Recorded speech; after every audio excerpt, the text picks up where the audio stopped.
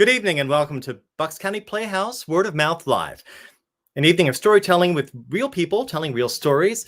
My name is Michael Troutman. I am the Director of Marketing for the Bucks County Playhouse. And usually I'm sort of hiding behind the scenes, pressing the buttons to make this virtual world come to life. But tonight I'm here to talk to you very briefly about an exciting new program that we have planned for all of our people who are in the virtual world out there.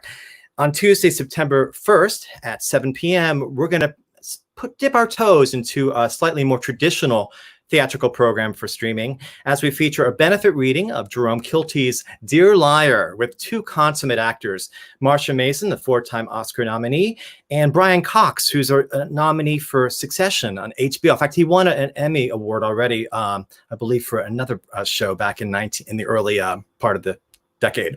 But he's carrying it up on Succession. And on this broadcast, you're going to see two amazing actors in a show directed by Mark Brokaw. And it's a funny, moving show. It's based on the letters of George Bernard Shaw and Mrs. Pat, his muse, the woman who he wrote Eliza Doolittle for. It's a fantastic play. I had the great pleasure of working on this broadcast with them, and I can tell you it's going to be a really great evening of entertainment. It's $25 if you purchase the stream before August 31st, and if you purchase it the day of, it goes up in price. So you want to get moving on that now. Of course, the proceeds benefit Bucks County Playhouse, and we really could use your support during this time. So after the show is over tonight, after you hear these amazing storytellers, you're going to want to head over to buckscountyplayhouse.org and purchase your virtual tickets. You'll also find more information there, and you'll see what else is happening at the Playhouse. And right now, it's my great pleasure to introduce your host for the evening, Michaela Murphy and Ophira Eisenberg. Hey, guys. Hello. Thank you. Hi, Michael. Thank you so much for doing the intro. Yeah, that's very nice. Oh, you're welcome. Hi. How you doing? Wait, you have a great show tonight. I'm very excited about your show. Oh, thank you, Michael. Yeah, I am too. It feels like it's been a long time. It has been. It has been. I mean, who knows how long? It could. I think it's either 3 days or 3 weeks. So it's one of the two. Yeah, that's actually true. I'll be here if you need me. So you guys. Thanks, Michael. Thank you.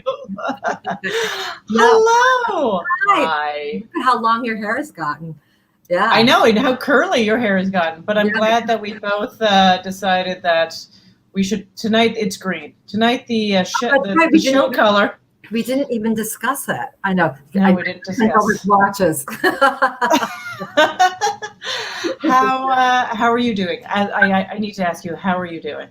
I am doing well. And I'm really. It's really a funny thing because I've been looking forward to this for all week because it's just like this. This is the big thing that I'm doing this week is this show. So yeah, exactly. So but I'm doing well. It's a weird time, but it could be worse. I'm here in Bucks County, which is a very, very beautiful place to be during a time like this. So yes, I can't really complain. And I'm really, and like I said, I'm excited that we get to do this way. It's like that's the great thing that we have communicate. And we have 3 new storytellers. Yes, I'm so excited. They're not new to storytelling. They're not new to storytelling. They're new to the show. Exactly. It's been great because, before this, we had the live show at Lambertville Hall. And, because, I've been doing this for a while, so I get to meet a lot of great storytellers. And then also, since being here, we also added, in addition to the shows, we do story slams. And so, which is amazing because we are amazing local storytellers. So we've had usually we have at least one local storyteller on. So the nice thing is that there's a great abundance of storytellers. And I'm really excited that we're able to continue to do this and introduce some storytellers to this audience if they're not already familiar with these great people. Yeah. So, our theme, if you want to know how I'm doing, I relate way too much to our theme this week. Oh. Our theme is stuck. I was just going to ask you how are you doing and how does it relate to? I feel stuck. I mean, we all feel stuck because I think we want, I'm actually unsure about the word progress. Was progress invented by capitalism? Anyhow. But I think change, positive change. I think I would be ready for some positive change. And the seasons will change and the weather will change and things will change. But right now I feel stuck. it is like, that's actually why I think I thought of this as a theme. Yeah, it's a good theme. It's like anything you think of as a theme becomes very referential to this time period, though. It's weird. Yeah. Some of them, And I guess in my in my life, I've felt stuck for other reasons. I felt stuck in jobs or relationships, or there's all kinds of reasons to feel stuck.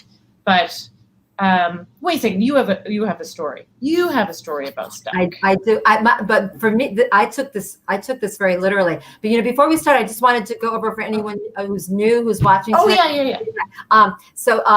So when Ophira and I were talking about doing this, one of the things that I was just like kind of like, is I just really felt like the last thing that I want to do is sit in my living room, especially during these times, sit in my living room by myself and see myself on the computer and tell a story. Because one of the great things about storytelling is how much the audience is needed and necessary, and how much I love to for timing and the whole thing. It's really, I like to say that the story kind of happens in between. So when I was talking to Ophira about it, I was like, I don't know how we can do this because I don't want to do this alone.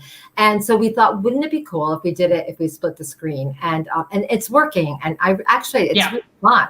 And the other storytellers that we've had on the show have called me afterwards. So that was really, really cool, because it's like, how's this going to work? But it does work. And so I just wanted to explain that before I started with the story, that's why you're seeing both of us is it's kind of like an eavesdropping thing. Like you're watching me tell my friends. Like we're having coffee or we're having a Zoom happy hour. Yeah, let me tell you the story. So, okay, tell me a story.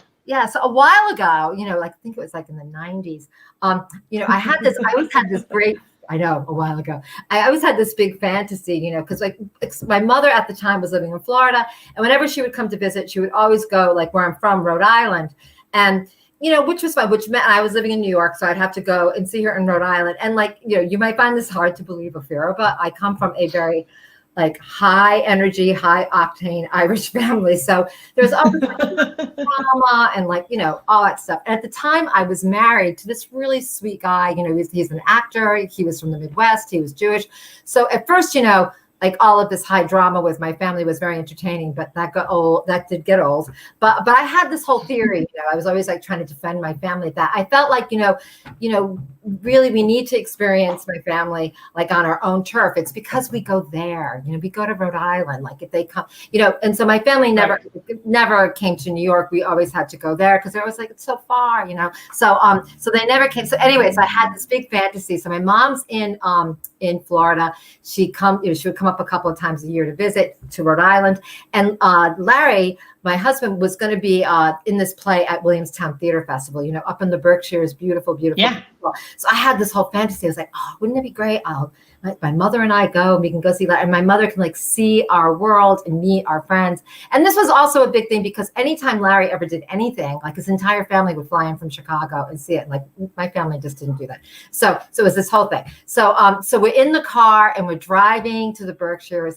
And I'm with my mother. And I actually drove from New York to Rhode Island to pick her up because, that's a whole other thing, like that, to get her on any transportation. Because my mother was hilarious and she was a big chatter and she was really, really curious about other people. But one time she was so wrapped in conversation in this airport waiting for her plane that she got on the wrong plane and instead of flying to Providence, flew to LA. This is back when right. You could do that. You could get on the wrong plane. They were like, they didn't want to interrupt my mother, because she was like so wrapped in conversation. She gets on this plane, she ends up in LA. And like, that gives you an example though, like, in Rhode Island, it was always like, mom's in LA, it was just like, and one time I was on a train with her, she was right behind me. I'm getting off the train. She stops to compliment a woman on her haircut and the door shut and the train takes off. That took hours. Like, I was like, so that's why I drove from New York to Providence to get my mother, because it was like, please, let's not have it. And because I had reassured, because Larry was like, are you sure? I was like, it's going to be great, So I was like, willing and trying to do everything I could to like circumvent disaster, like including driving 3 hours out of my way to go pick up my mother to go to Williamstown. You know, it's going to be like this really easy trip. So we're driving, and actually, you know, it really was like this total fantasy come true, because my mother is really funny and we were laughing. We hadn't seen each other in a while, and it was great. And I was just like, oh, see, it's possible. You know, we can have like a normal, you know, experience. And, you know, and my family's coming to see, you know, so we're driving up to Williamstown. So we get to Williamstown, it's like lunchtime when we get there.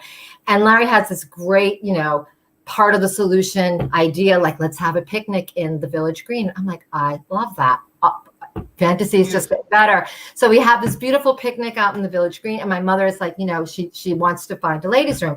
Now it's Williamstown, so they have a really, really nice, you know, public ladies' room. So I show her what that is. She goes, and I'm like basking. I'm like, see, I told you this would be fine. Like, my mother's having a great time. It's going to be great. And he's like, yeah, it really was great. And then like 10 minutes go by, and he's just like, you know, your mother's taking a really long time. And I'm like, my mother takes a really long time in the ladies' room. And he's like, okay. So then I'm like, so, you know, and then like 10 more minutes go by, and he's like, Michaela, I'm like, Larry, seriously, she's fine. Like, she just takes a really long time in the ladies' room. Mm-hmm. And then like after 10 more minutes go by, he's right. Like, she is taking a really long time. So I just say, you know what? Let me just go see what's going on. So I go up to this ladies' room, and I knock on the door, and I hear this like, and I'm like, Mom?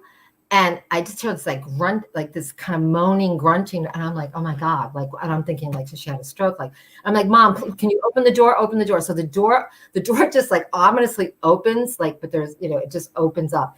And my mother is standing there, Ophira, and she's got her hands are like this, and her mouth is like, and she's got like these tufts of like toilet paper, like stuck like to her face. I'm like what? Like what? Like, I can't imagine like what, and she's going, she can't open her mouth, and like and so then she starts like doing like charades, and like, you know, she's going like this, and I see like on the, and like the place is a mess. It's like tissue everywhere. And on the sink in the bathroom is this opened container of super glue. And I'm like, oh my God. And I'm like, Mom, what did you do? So she has glued her fingers together, and and I'm like, oh my God, like, what did you, and she's trying to, like, and I'm like, I'm like, your teeth, and she's like, and I'm like, your teeth, like you were gluing your teeth, and she's like, and I'm like, oh my, so then I'm like, oh my God, like, now that I've like, I'm like, what do I do? You know, and I have to, oh my God, I'm so horrified to even admit this. I kind of wanted to like hide her, like sneak her out into the car, just be like, you know what, we gotta go. You know, I didn't want, like, I was like, oh my gosh, like, what, I didn't know what to do. And I also felt like horrified and saw like that. And then Larry is like, what's going on? You know, he's like out there, and I'm like, oh my God. So I open up the door. I'm like, Larry, we have a little bit of a problem. He's like, and so I'm like, how do I tell him? So I open the door, and my mom's like, and like with her eyes, she's like, and he's just like, so I tell him what's happened, and he is like, I was like, I know. I'm like, you know what? Let's go to the pharmacy and get some like fingernail polish remover. Like, I suddenly decide that's going to do this. So we go in the pharmacy, we get this like jumbotron thing of like fingernail polish, and I'm like dousing my mother's, and it's totally not working. So my mother is like, and my mother's trying to talk, you know, it's like kind of hilarious when I think about it now, like somebody who loves to talk will talk to anybody. Like, she's completely cannot talk. And I'm like, I can't understand what you're not saying anything. I can't understand you anyway. So then, you know, she this other actor comes up, and he's just like, you know, we tell him what's going on. He's just like, you know, you should get in touch with the company manager, which I have to say, you know, Larry's like horrified, you know, it's like now he's become that actor, you know, the one whose family comes, right? Like, you know, and it's like a Saturday afternoon, you know, we've got to find a dentist, you know, it's like, oh, that's what we need is a dentist.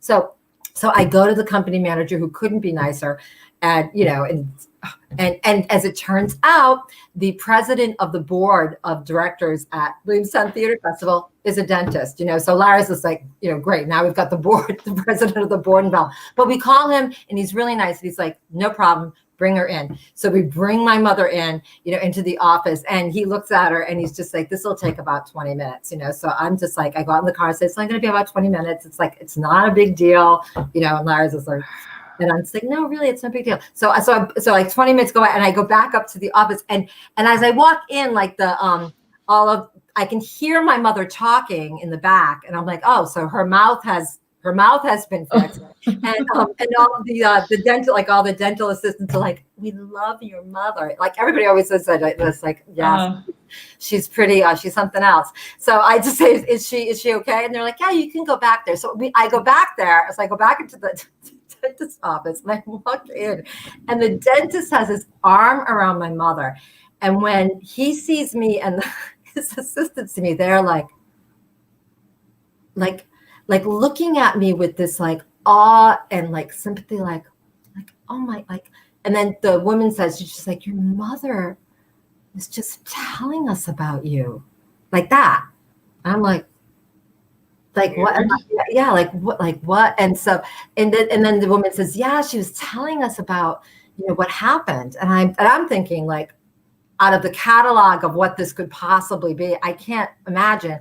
So I'm like, Mom, and my mother's like, I was telling them about, she was like, no, not my daughter.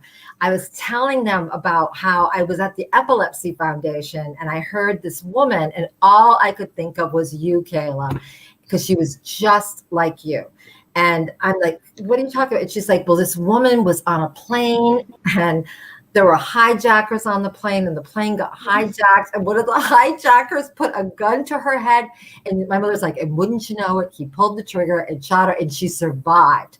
And that's when I was like, she's just like Kayla. And so the dentist, like, they're looking at me, and they're like, I'm like, no, I have never been shot in the head. I was never on a plane that was hijacked. And my mother goes, oh, for Christ's sakes, no, not that. She's got a story to tell.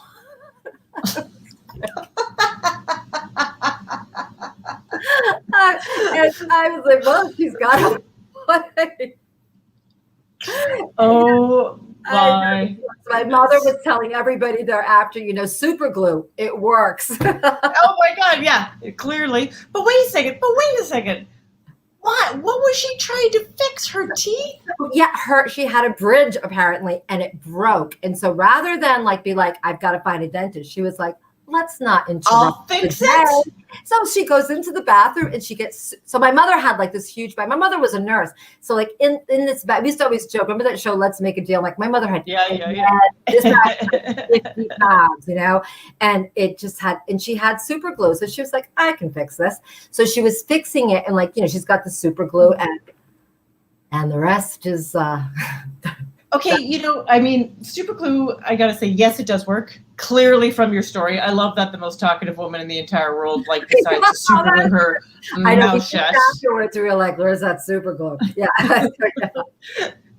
And then the second she's opening her mouth, she's basically horrifying everybody towards you, in an inaccurate way. But have you ever used super glue? Have you ever used it? I use it for not for dental work, but I use it for everything. No. It's fantastic.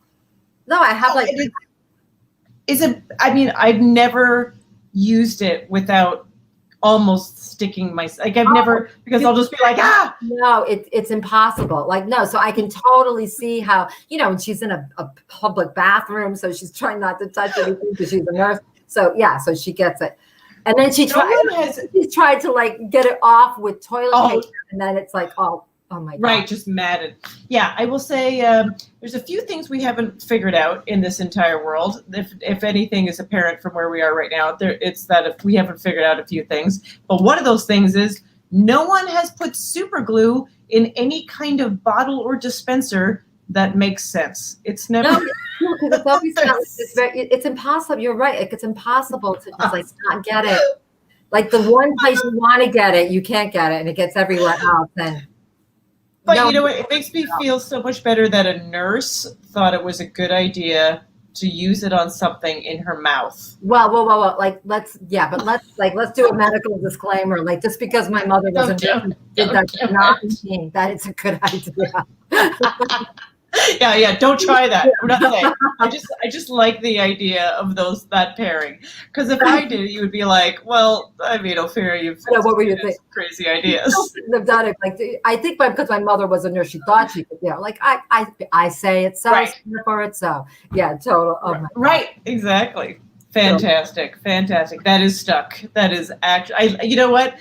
You said you were going to take it literally, and I was like, oh, like maybe it was between two rocks. But to actually have a story about someone, not only someone, your mother super gluing her mouth shut, that's the only stuck glue story I ever need to hear in my life. That is when you open up the manual. Happy to oblige. I wanted to say something too. I wanted to thank everybody in the audience who some people have been giving donations, and that's so awesome. Thank you. Yes, and it's so great. And so if you feel so inspired to give a donation of any amount, actually totally helps us to continue doing this. And it's a great help to the theater. Thank you so much. There it is. Michael just put that up. You can support us at buckscountyplayhouse.org. And also we have a comment section. So if you like the stories, if you want to leave a comment, and we like the comment, Michael might even flash it on the screen. Fantastic. Part of the show. So yay! Thank you, Patrice. Yes, you're right. I forgot to sympathize with your mom. Your poor mom. No, I know. I totally felt for it. No, but that's like it's true. It's like a very beloved story. Like that's the story that gets dragged out every Christmas. It's like my mom's passed now, but we love to tell that story. And the thing that's the main contention of that story is like how I thought that I was actually going to be able to take my mother like out of the environment, and that it was going to be different. And I was like, silly me thinking like that we could have a family event that didn't involve like the police or like some medical situation, but like it's not possible. Nope. You can run, but you can't hide. That's right. Foiled again. So we have a great lineup of storytellers that we talked about earlier. We have Drew Prochaska and Chris Daniel and Bethany Van Delft. So why don't we get it started? You ready? Yeah, great. Our next storyteller, he has a fantastic storytelling show that I look forward to doing in Beacon called The Artichoke. Hey, everybody, it's Drew Prochaska. Hey, Drew. Hi, Drew. Hi, I'll be listening. Uh-oh. Are you muted? Wait a second. Are you on? There we go. We good? Yes. Cool. All right. Fantastic. How you doing over there? I know that you had to turn off. I know that we're in each other's home, so I know that you had to both put your dog out and turn off the air conditioning to create an environment. She's murdering a squirrel outside or something. She's totally fine. Perfect. Really happy. Perfect. Cool. Story about being stuck. Yeah. So when I was a kid, I was like a really nervous child, and it didn't help that I had these two like very liberal filmmaker parents who would expose me to movies and TV shows that they probably shouldn't have at like a very early age. In the 80s, we had this made-for-TV movie called Adam about a little boy who was abducted from a shopping mall, and they found him mutilated, and it sort of started the whole, don't get into a stranger's car thing in the 80s. And, it freaked me out. I was a little kid when I saw this, and I remember asking my mom, I was like, is that going to happen to me? And she was like, well, not if you get home before dark. So every night I would just sort of watch the sun come down, and I could just hear guys in the bushes like sharpening their knives. You know what I mean? I was just like a terrified little kid. And but the movie that really messed me up that I saw really young was Jaws. And my parents showed me Jaws when I was 7 years old. And as soon as I saw that little boy on the rubber raft just turn into this fountain of gore, like I knew that I was going to get eaten by a shark. Nobody convinced me otherwise. I wouldn't go into the deep end of the pool. I wouldn't go swimming in a lake. Like I knew that was my future. And the thing is, everyone in my family, my parents are avid sailors. My sister is a marine biology teacher. My brother is a boat captain and a scuba instructor. And I'm afraid of fish, So it's an irrational fear, but like irrational fears are what binds my atoms together, I decided at one point that you can't hold on to these kinds of irrational fears and still call yourself a man, and I'm a grown man, pretty much, so I decided that every year I was going to take a trip somewhere and I was going to confront one of these fears. So, like I went to California, I went hang gliding because I'm afraid of heights. I went to Zimbabwe and I bungee jumped off the second highest bungee jump in the world over the Zambezi River by Victoria Falls. So 9 years ago, I booked a flight to Cape Town, South Africa, because if you've ever seen the Air Jaws documentary on Shark Week, you'll know that in South Africa, great white sharks can fly. They jump out of the water, right? So, I have these panicky weeks building up to this trip, and I'm Googling like shark statistics, how many people every year are killed by sharks and great white sharks, and it turns out the answer is one person every year by a great white shark. But I'm like, but it's May. Has it happened yet? And I'm like, what do you do? If you get attacked by a great white shark? When I was a kid, they would tell me, you just punch it in the nose. But I think they caught onto it because now they tell you that just pisses the sharks off. So I'm like, what do you do? So I just decided, if I was ever in the mouth of a great white shark, I would just soil myself with such volume that it spits me out and swims off in search of pathetic prey. So I arrive in Cape Town, South Africa, and I book a great white shark cage diving trip with the boat from the Air Jaws documentary, because this particular outfit had pioneered this method to get the great white sharks to breach out of the water. And they do that by towing a foam rubber seal behind the boat. And the reason why great white sharks jump out of the water in Cape Town, South Africa, is because there's an island in the middle of the bay called Seal Island that is teeming with thousands and thousands of seals. And what the sharks will do, a seal can outmaneuver a great white. So the great whites will go to the great murky depths, and they'll wait for a herd of seals to pass above them, and they'll wait for a straggler seal and lagging behind all the others, and then it'll just launch itself towards that seal with such velocity that its entire body leaves the water, right? And I saw this. And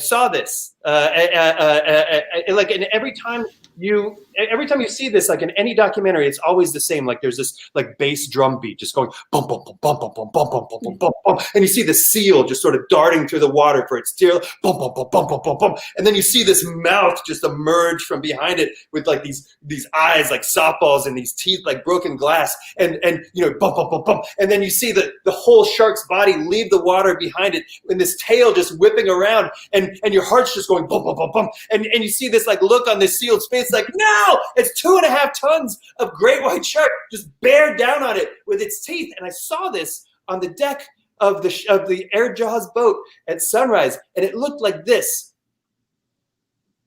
Bloop. It was half a second. It was nothing, and it was crazy. I threw it away. And so we're trolling around the bay for a bit. And they start. The captain starts. They bring out this cooler full of chum and just gore and all that stuff, and they're whipping it out into the water. And they tie this. They take this tuna head out of the cooler, and they just pluck its eyes out with a knife, and they run a rope through it and just throw it out into the water. And it isn't long before the first great white appears, and then there, circling the boat, is Jaws. And then another dorsal fin appears. It's Jaws 2.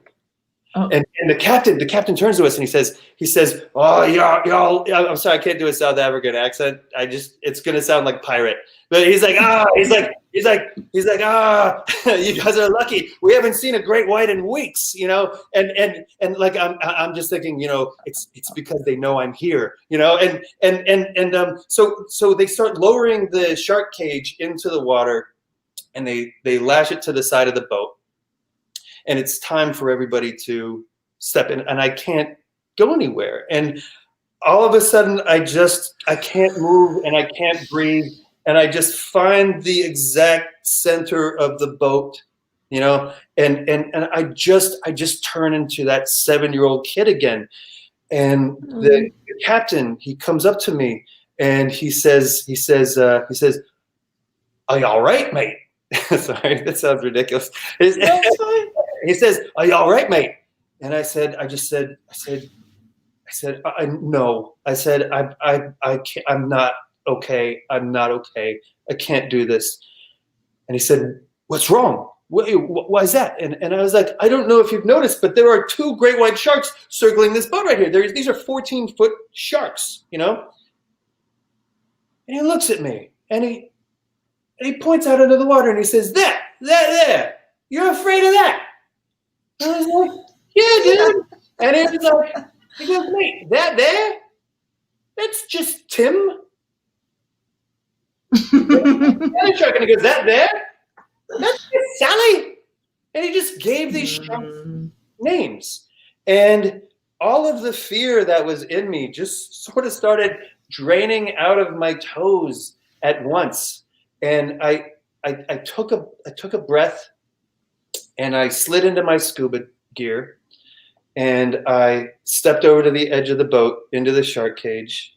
And for a minute, there's just this red cloud of bubbles and chum, and then silence. And then Tim the shark just blasts by the cage like a subway car. It just is magnified in the water. Like, he's so big, I felt like I could have stood up inside of him, you know? And then I look down, and there's this dark spot on the ocean floor, and it's getting bigger and bigger and bigger until it turns into the mouth from my nightmares, as Sally the shark, her enormous body just sort of drifts up past the shark cage and just starts nibbling at the tuna head. And it's so quiet, and it's so just peaceful, and it's the most incredible thing I've ever seen in my life. Now, that night, I just happened to have a friend who was in Cape Town the same week as me, and I made arrangements to have dinner with her. We were going to meet up at the waterfront, and the sun has come down, and I start walking from my hotel, and I'm walking towards the waterfront, and it's a long stretch of road, and this homeless guy just starts walking next to me, and he's like, "Can I have some money?" And I'm like, I only had big bills on me. I was a tourist, and I was like, I'm sorry, I can't help you. And I just keep walking, and he's like, "Come on, man, can I have some money?" And I'm like, "I can't. I'm sorry, I can't help you, man." And we just keep walking. He's getting really persistent, and then we turn this corner, and there are no people. And then he gives me this shove, and he says, "Don't do anything stupid." And I look down, and he's holding a filed down piece of metal, like a shiv, like a prison shiv, and he says, "No, give me your money." And this guy was younger than me. He was more fit than me. I wasn't going to be able to run away. Lucas, come here. And I just looked at him, and I said, "Get lost!" I said, I said, "You want my money? Kill yourself." And I gave him my money. I'm not stupid. The only thing I could do was just stand there, and I'm censoring myself. And the only thing I could do was just stand there and curse at him. I'm like, "I hope you get hit by a bus. I hope dogs piss on you." And then he holds the shiv up to my neck, and he says, "Give me your keys." And I knew that if I gave him my keys, it wasn't going to be over, and I was going to have to go somewhere with him. So I said, "Get out of here!" And he does. He leaves. And I'm just standing there on this street by myself, and I'm just shaking. I'm shaking. I'm so full of adrenaline, and I'm feeling just so many things at once. But the one thing that I didn't feel, the one thing I wasn't feeling throughout this entire ordeal was fear. Because that guy who had just threatened to kill me, that was just Tim, That was just Sally.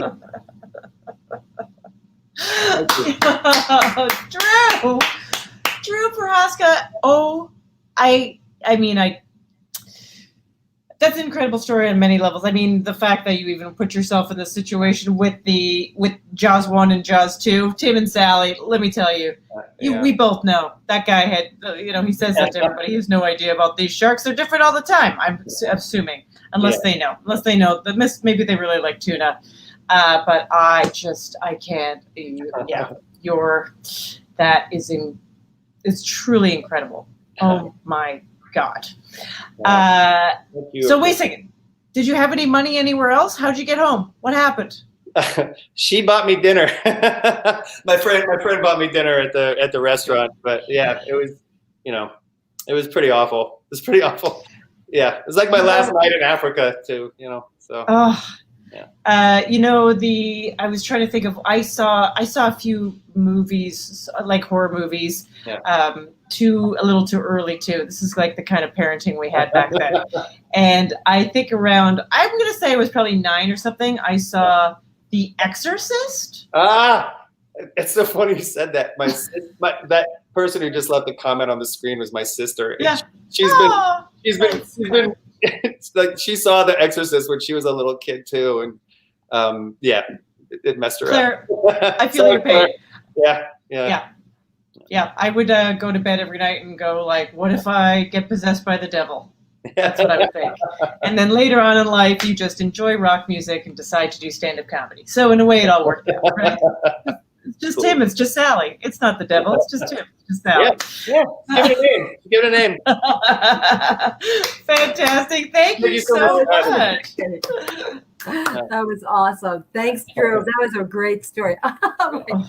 Holy, that's like, again, like, he told it with such precision too, because obviously something like that sticks with you perfectly forever. Yeah. I can't believe that he wanted to even go on. Like, I would never. Yeah. No. Don't need to.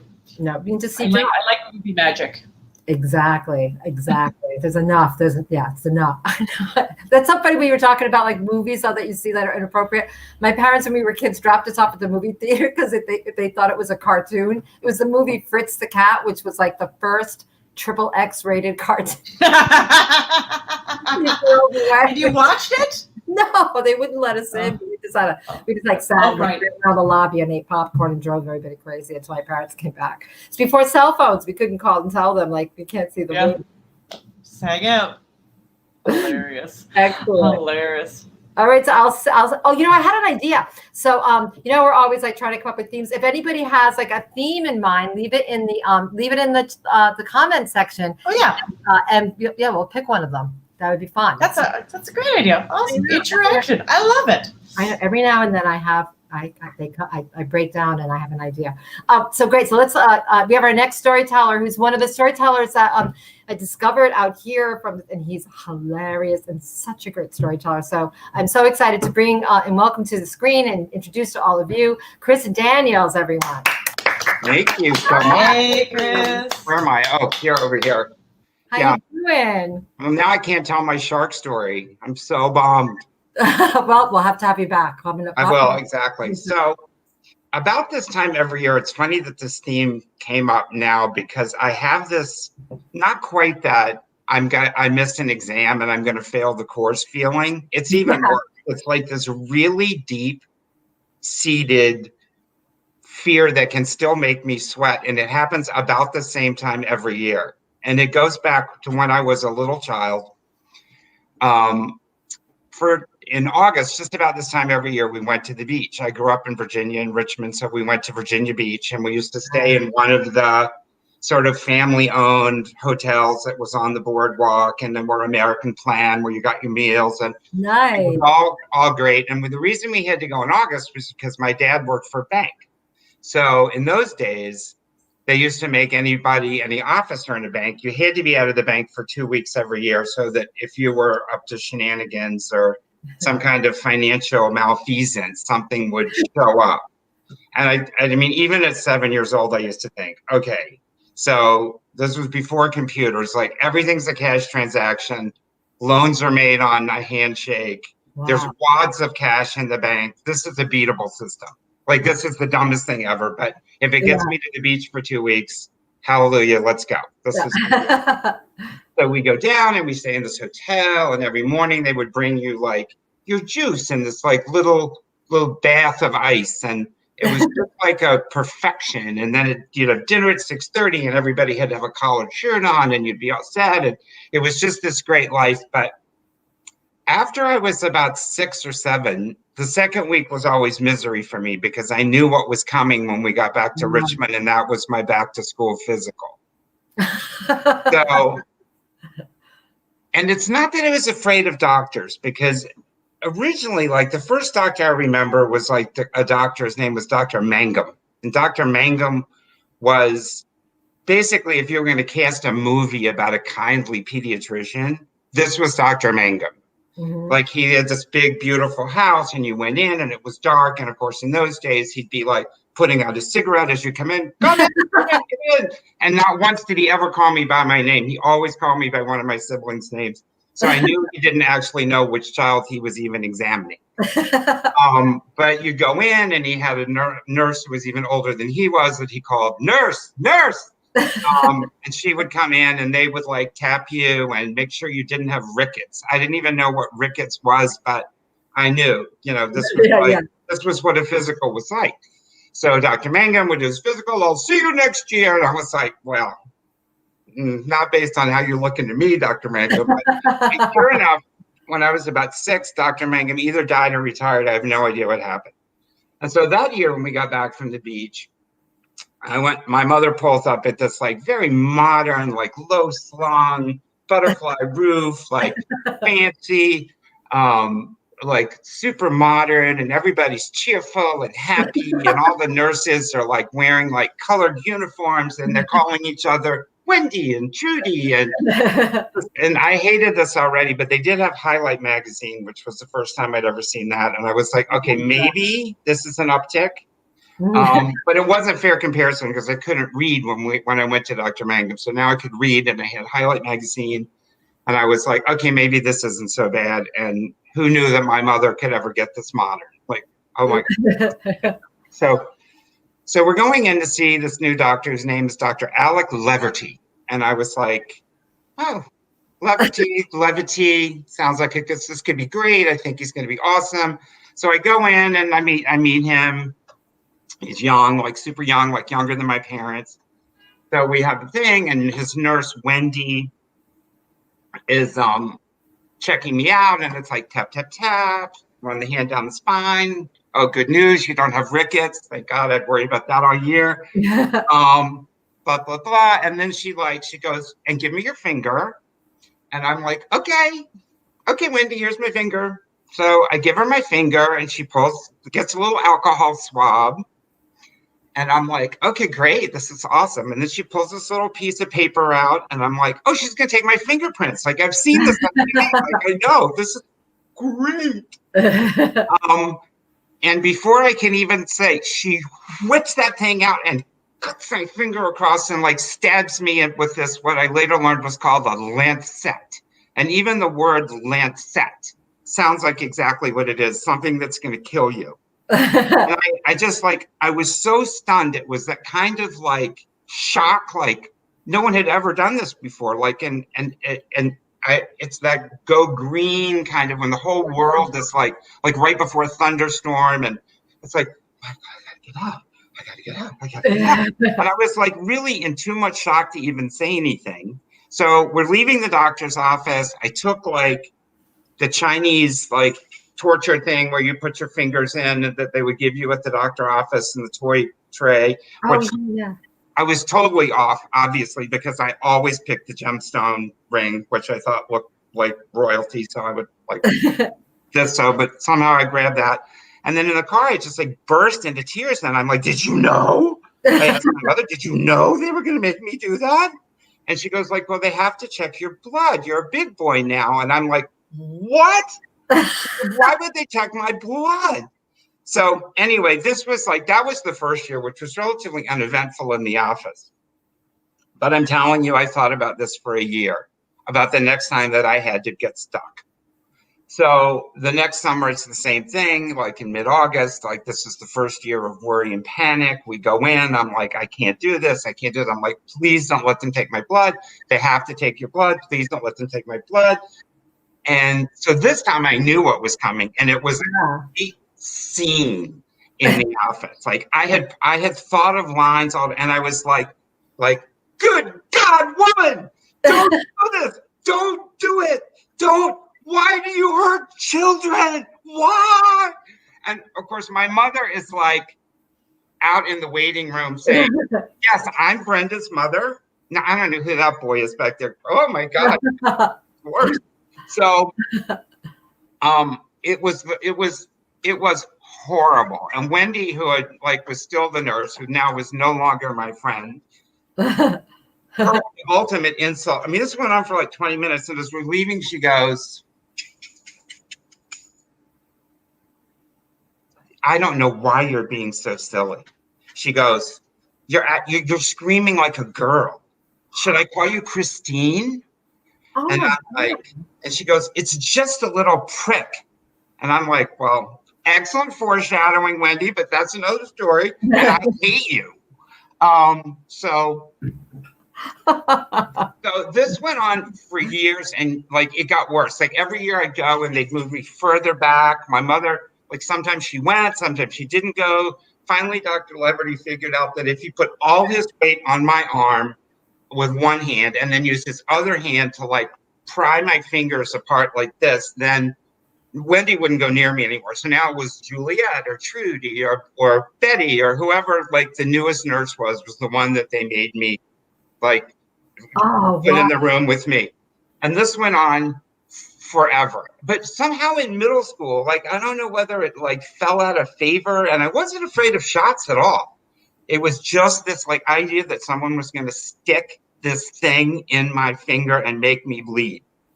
So I guess maybe around like 7th grade, like for some reason, I guess I just don't know if it stopped or like they didn't do that anymore or they just were sick of me, but they stopped doing it. So the only physicals I had to go for were like sports physicals, and that was like golf, still checking for rickets and scoliosis and da-da-da-da-da. In 10 minutes in and out, I didn't worry about it. But then when I was 16 and I got the paperwork for my physical for college, which had to be done by Dr. Leverty, I looked, and clearly on this thing, it said they were going to do blood work. So I was like, okay, like I'm 16 years old. I cannot possibly go through this scene again. So I kind of practiced in my head. I was like, Wendy would be there and she would be like, is it safe? Is it safe? And I would be like, no, Wendy, it's not safe. It's not safe. And so I worked out all these scenarios for how I was going to get through this and have some shred of dignity left in my. So I walk in, and of course, Wendy, I see Wendy out and back smoking on my way in. Like clearly she's over the edge now. She's not coming near me. Dr. Leverty does his part of the physical, and then I know what's happening. And then, again, it was like whoever was the newest one, Annette, Michelle, whoever came in, and I'm like, you're going to draw blood now, aren't you? And she's like, I am. And I'm like, take it, bitch, take it. And she's like, what are you doing? And I'm like, getting ready for blood. And she's like, we don't do that for like adults. She goes, you're considered an adult. Like that's for babies and diabetics. And we don't do that anymore. And she wheels around with this syringe. And I'm like, because I knew I wasn't afraid of shots. And I'm like, oh my God, 10 years of praying. And you finally heard me. I'm saved. And I was like, just stuck it right out there. She whipped my arm around and she drew the blood, and not one vial, but 2 vials. And I'm like, it's just, and she goes, they told me you were difficult about blood. She goes, but that was simple. I said that was someone else. definitely. And I could hear it, and I got dressed, and I was leaving the little room to go back out, because at this point I was driving, so there was no mother to have embarrassed. The one time I get it right, and my mother wasn't there to see that I was actually okay.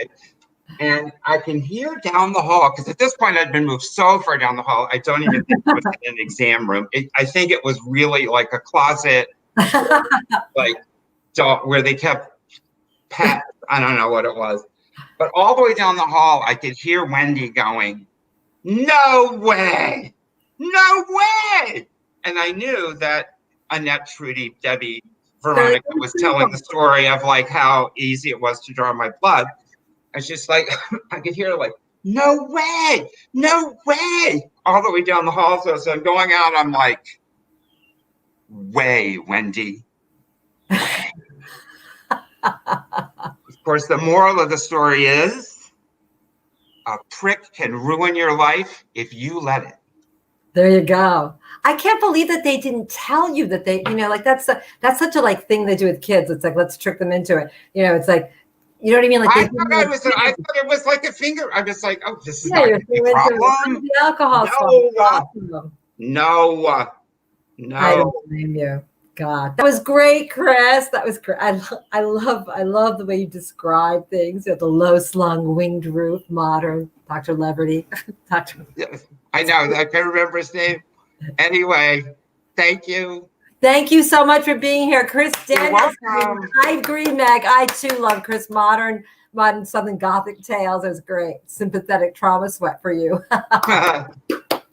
Excellent. Yay. Thank you so much, Chris. Always a pleasure to see you and hear your stories. Thank you. Thanks. Bye. Bye. Oh my God. Where's Ophira? Ophira, are you coming back on? I'm here. There you are. Hi.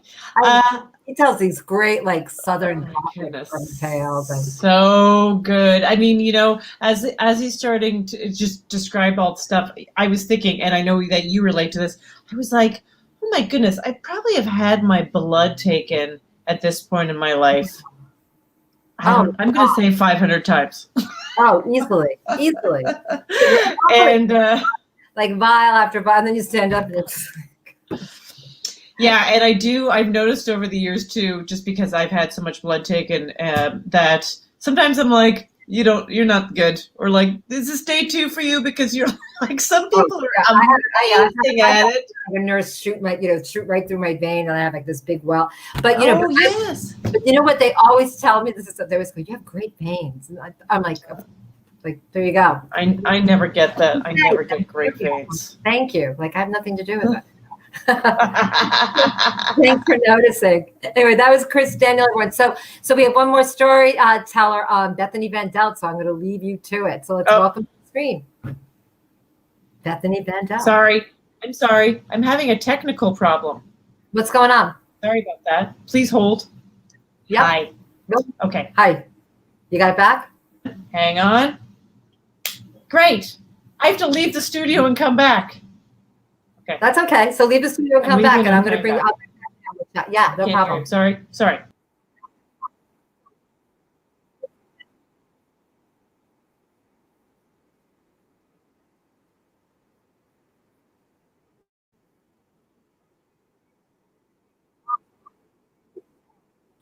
I think that's for me. So you back? Can you hear me? Yay! Yay! Sorry about that.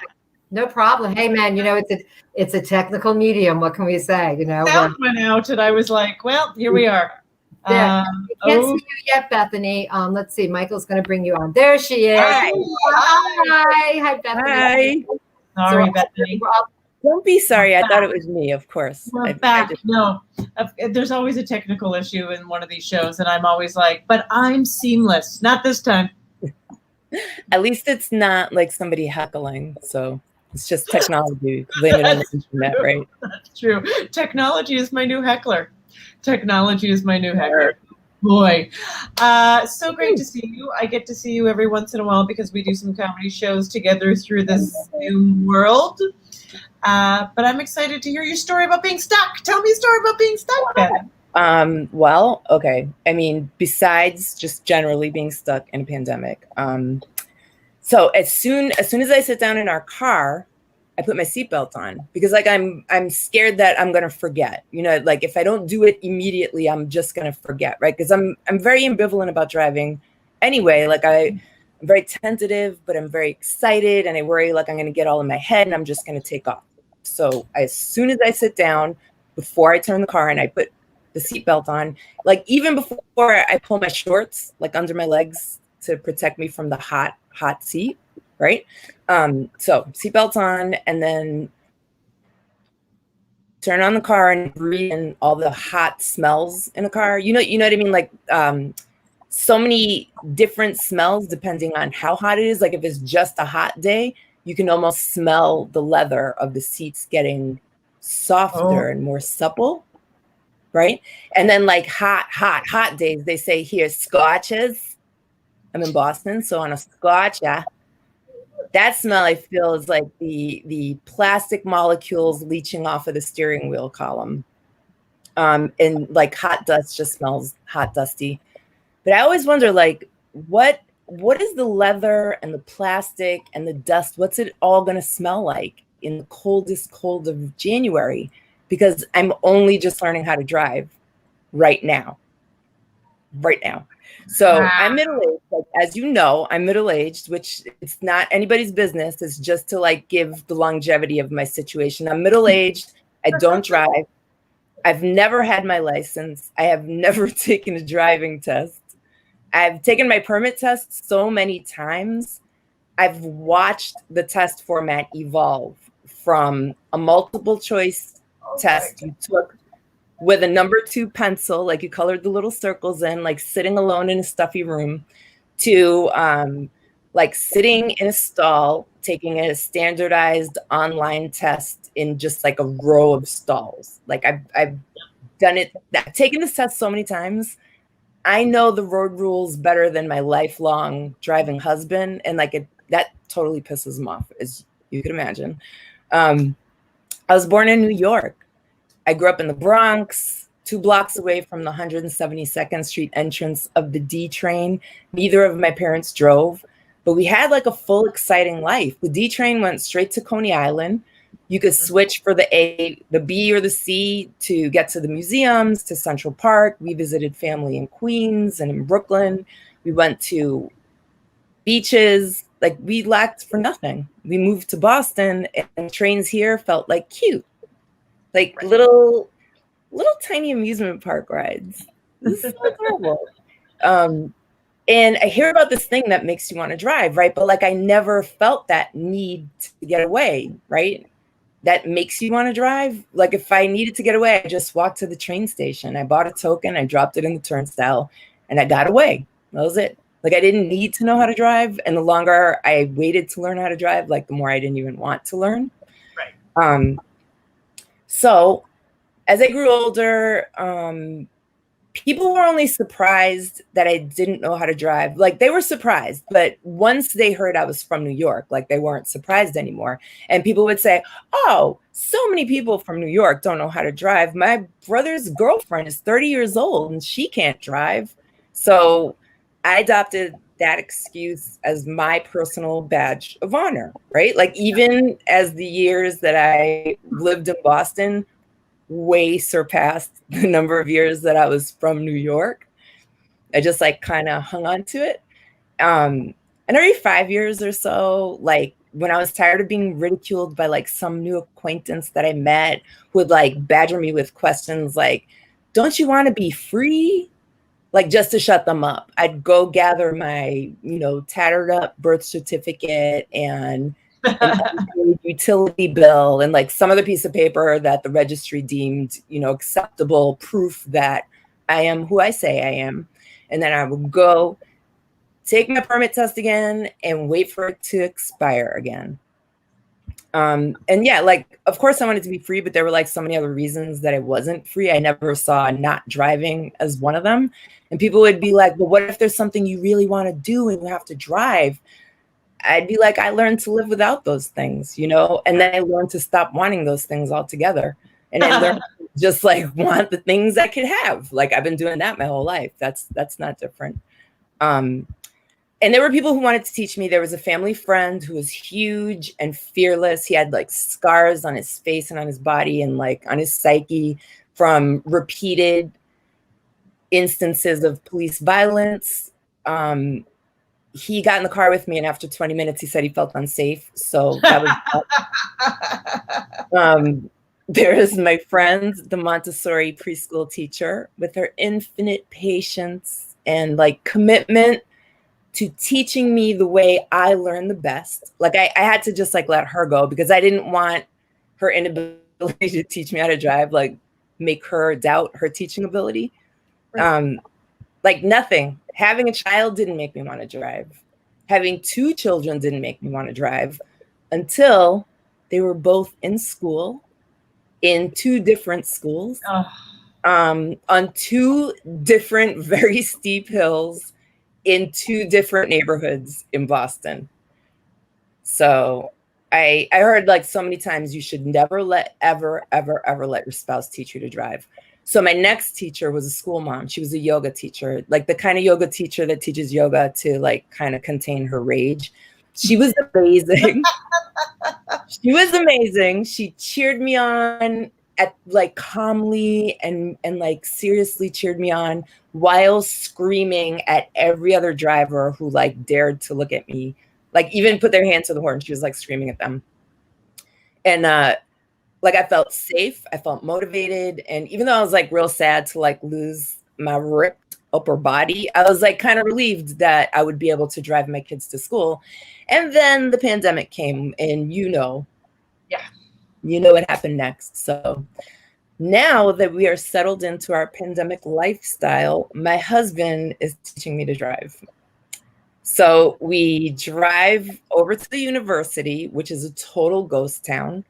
We switch seats, and I practice very safely, making 3-point turns, turning left into an intersection, which is the most terrifying thing on earth, staying in my lane, which we all know I have not been so good at that my whole life. It's pretty cool. Like we're remembering how to talk calmly to each other, and we're remembering how to listen to each other. We're remembering how to actually communicate, all skills that have pretty much faded having 2 children in a pandemic. And we've had some really good talks about privilege and freedom, and how when you don't have freedom, you can make do with what you do have in order to not feel stuck, you know? And so I practice like an hour every single day, and there's nowhere I really want to go right now. But when there is again, I'm gonna put the pedal to the metal, baby. Oh my God. That's so exciting. So ridiculous. You know what? It's also exciting. I will tell you, Bethany, first of all, I'm very happy you're gaining the skill of driving. Not because I think, everyone should drive, but it's good to learn how to like be in control of a machine. I think there's like something to that that's very like, it's a weird way of thinking that is important. Ophira, I had that moment today. Yeah. Like after weeks and weeks and weeks of practicing, that moment came today where like it was still a terrifying death machine, but now I felt like, oh, I control this terrifying death machine. Yes. When I turn the wheel, it moves. When I hit the brake, it stops. So yeah, and I will tell you, just also, I mean, I had a driver's license growing up, and I owned a car when I was like 18 because that meant freedom, blah, blah, blah. And then I left Calgary, Alberta when I was 23 and have not had a car, and I've lived in cities like New York, where I am right now, that do not require it. Yeah. And I bought a car yesterday. I bought my first car in like 20 years, basically. Oh my gosh, that's exciting. Yeah, so I feel like there's a lot of car stuff going on, and it is a response to where we're all going. And even though I have a driver's license and I've driven plenty of rental cars still, I know it feels like I'm learning it again for the first time in a weird way. It's mine. That's crazy. What kind of car did you get? Just out of curiosity. All right, here we go. Let the comments go. I got a Subaru Forester, everybody. Do I have a child? Yes, I do. Listen, Okay. I think that's probably like what I might end up with. Because every time the kids and Jamie ask me what kind of car do you want, I'm like, I want a white car.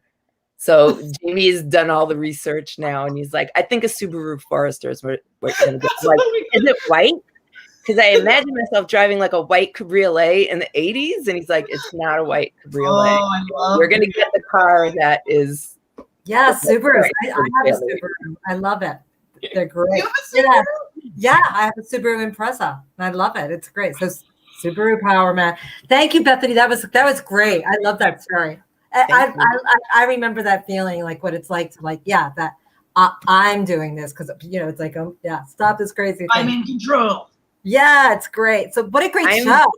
Thank you, everybody. Thank you. Daniel, there we'll bring them back, and Drew Prochaska. Here, and thank you to Michael Troutman for running the show for us tonight. Thank you, Michael. and thank you to everyone who's watching. Yeah, there's Michael. Thank you. Thank you. We're so grateful. If you're so moved, please give your donations to buckscountyplayhouse.org. It means so much to us, especially at this difficult time. Even the smallest amount makes a big difference. But more than anything, we're really happy that you're here. And as Michael said earlier today, be sure to check out Dear Liar, which is on September 1st, featuring Brian Cox and Marsha Mason. It's going to be a really, really great show. And tickets are on sale now. So thank you, everybody. And we'll be back next month with our show, Word of Mouth. And we'll pick a theme. Maybe if you leave a comment for a theme, please do. And we'll find something. So thank you, everybody. That's our show tonight. Thank you. Thank you, everybody. Thanks for supporting Bucks County Playhouse. Yes, thank you. Thank you. Thanks for having me.